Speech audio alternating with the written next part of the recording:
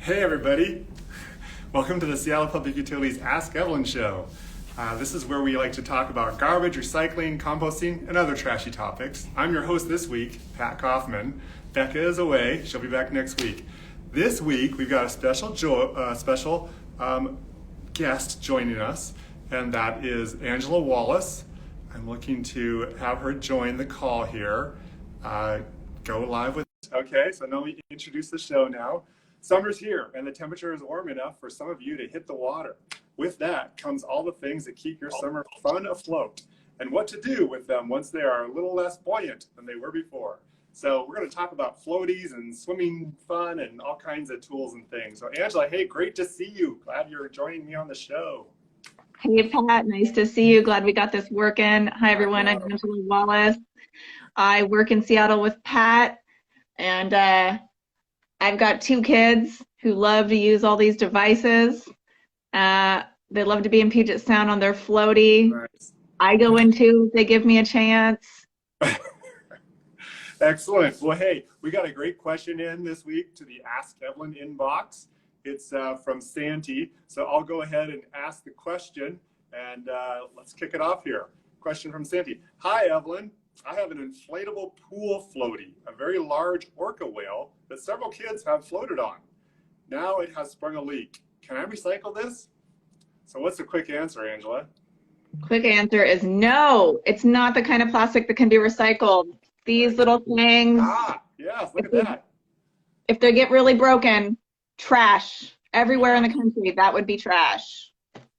Yeah, it's a bummer because they're making so many different shapes and sizes. You know, it used to be just like, you know, the mattress was kind of one, and then the donut was the other. But now, like Santi has said, an orca whale you can float on. There's like alligators. There's all kinds of different shapes and sizes, which come with all these seams and different unique little shapes that create opportunities for cracks and leaks and things. Yeah.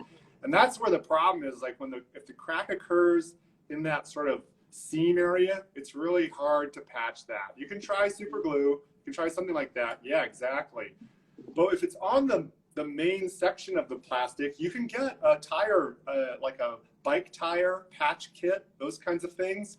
It has a really heavy duty glue. Another little piece of plastic or rubber can be applied into that little section, and it will hold up probably longer than the rest of the whole thing. Those are very durable patches, but it has to be in a section where the patch can like rest on the plastic level and even.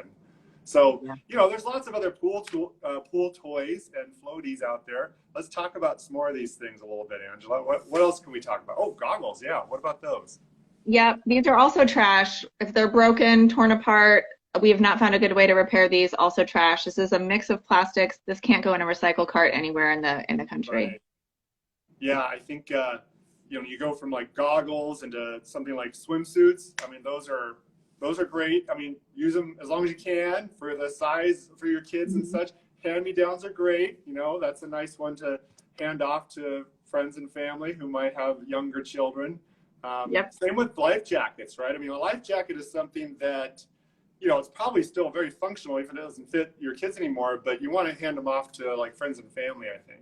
Yeah, friends and family are great, or buy-sell trade groups. Sure. We're really active with buy-sell trade groups here in Seattle via Facebook or via the Buy Nothing apps. Those are great ways to pass on life jackets and swimsuits to other people.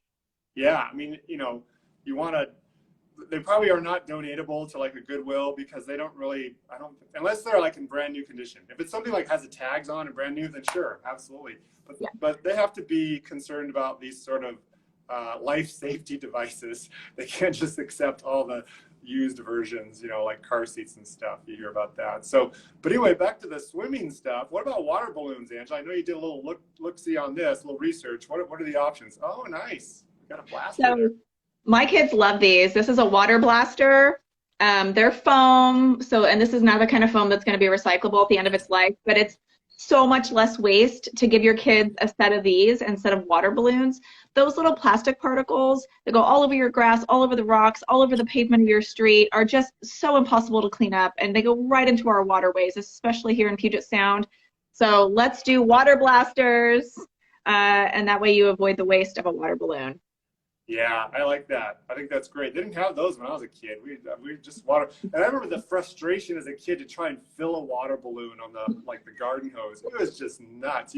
You would blow through like 20 balloons, like rip at the top before you could get one tied.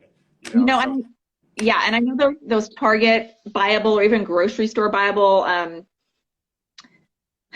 they're 100 pack of water right. balloons you can blow up with a hose all at once, and those are really tempting and really fun, but man, are they wasteful. Like, let's just get a bunch of these and use them for like 5 seasons of summer.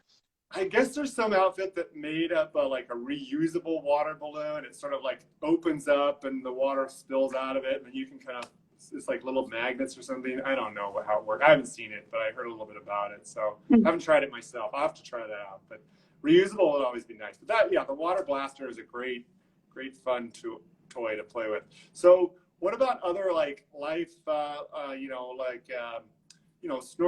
or flippers or any of that stuff? It's really, I mean, any of these types of fun, summer lake fun toys. What about those, Angela? Yeah, those are all going to be disposable, garbage as well if they're broken. Another one we wanted to talk about today is sunscreen. So sunscreen bottles, oh, should have grabbed mine.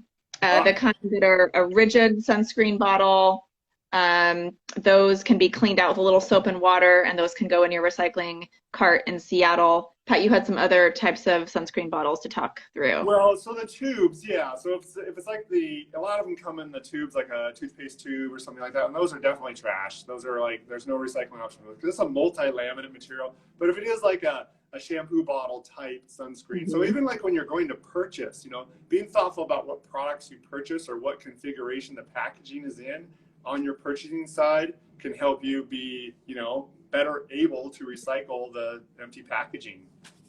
Yep.